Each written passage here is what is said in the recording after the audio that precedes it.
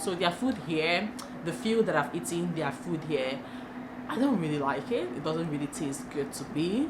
A big container of water can just go for like 150 in Nigeria, 200. But here it's 500 naira in Cotonou, which is really outrageous. I've never seen keke since I got into Cotonou. Is it possible? Like, I've never seen keke on the streets of Cotonou. If you're a Nigerian, I would advise to learn how to speak French. It's safe. There's no case of probably someone, snatching your thing. Unlike in Lagos, you cannot walk well at night in Lagos. I mean, who born you?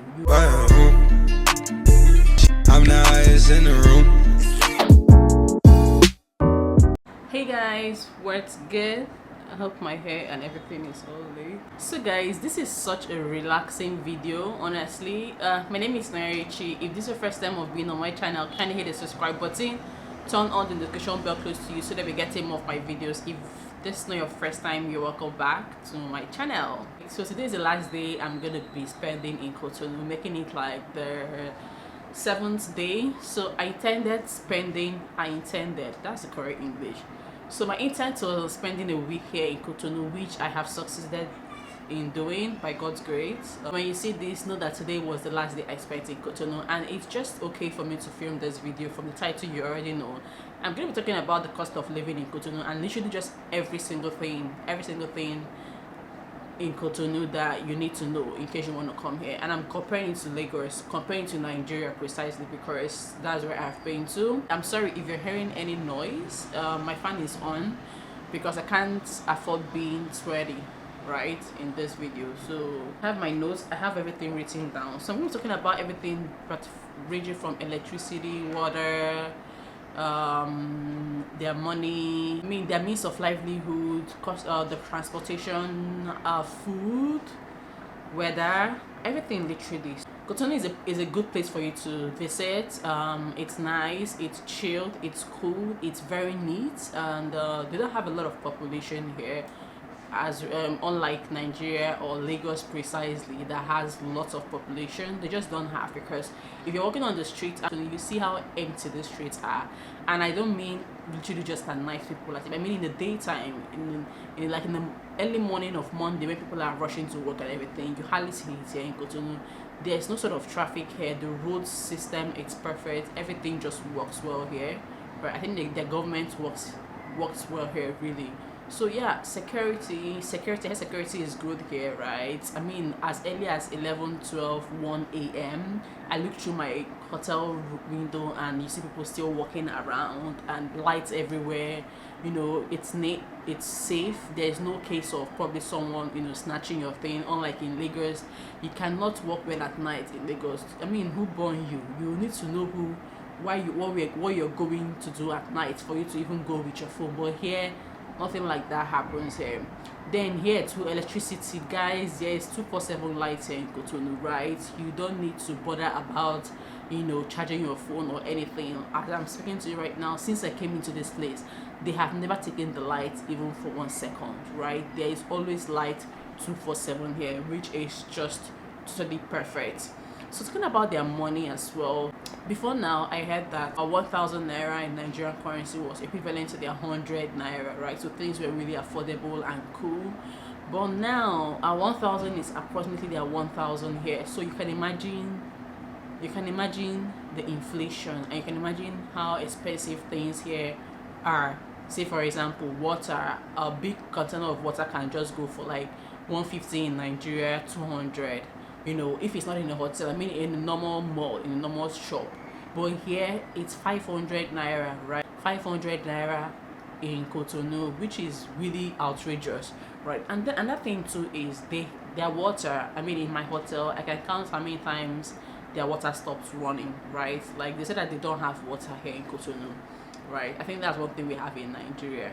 Like we have water, but here I heard that there's just one place that they get this water from. So before it reaches everybody, it takes time, something like that. I don't have all the information, but I think I totally relate, because sometimes in the morning when I want to shower, the water is not running, and when you tell them, they say like it takes time for them to come in, whatever that means. I have no idea. So lights and water, I mean their light is better than their water here.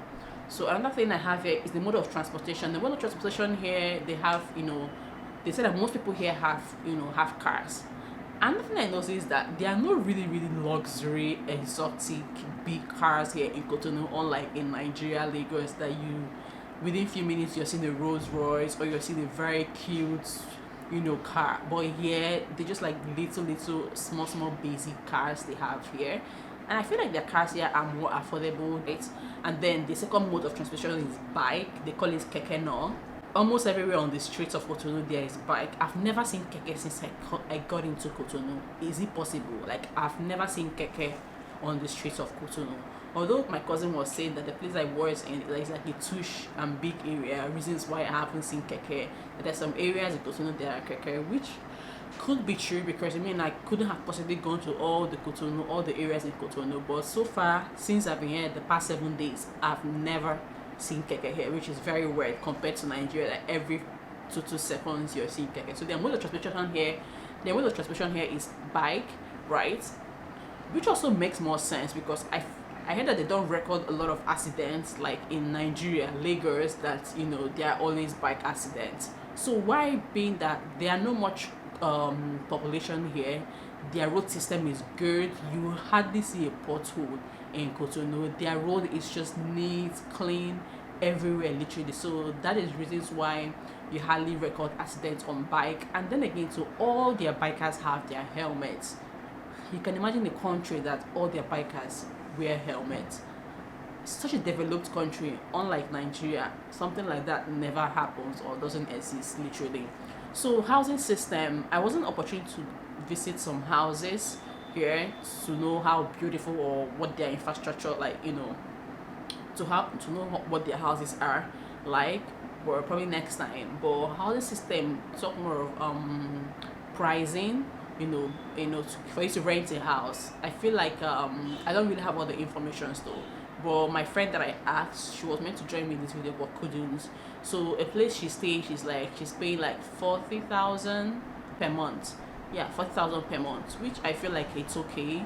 So I might not really give a conclusive information on the housing system here, but I feel like it's just okay, really. I feel like it's not going to be expensive, because the country itself, I feel like it might not be really expensive. I'm not too sure of that, but when I get all the information, I'll let you guys know. Another thing I noticed too is food. So I'm gonna be talking from my Nigerian point of view, right? Since I came here, I can count how many times I ate my swallow. Unlike in a country that it's not your country, you don't expect to see the food you eat in your country over there. So their food here, the few that I've eaten their food here, I don't really like it. It doesn't really taste good to me, right? Like their swallow, I don't know what that is. I have no idea. So, but I'm gonna put up a video of local foods here in Cotonou. I probably might have put it up before now. But yeah, they have places that you can go eat local food, right? So they have places you can eat our local food. But then prices too, their food is also just almost like Lagos prices. No, it cannot be compared to Lagos prices. Their prices here are quite affordable, right? They are quite affordable, unlike Lagos prices that you go to big restaurants and then they're killing you prices. So their prices here can be affordable in food in some places, but naturally Cotonou is just expensive. So why I said it's expensive is that the things you can buy in Lagos for, let me say, 1,000 naira, right? Coming to Cotonou, you buy that same thing for like 2,000. So that's like the margin I'm using to talk. That's the margin I'm using to differentiate all of this. So Cotonou just is unnecessarily pricey. Another thing is their data bundles, subscription plan. Guys, it's very poor here, right? You can't use your phone to recharge your to buy airtime. Maybe you can, but you can't. Literally, you have to go to a shop. Their prices are outrageous. Your data, if your data finishes in the middle of the night, you have to sleep. Unlike in Lagos or like in Nigeria, as late as whatever time you can use your phone, quickly use your app and buy some data. But something like that never happens here.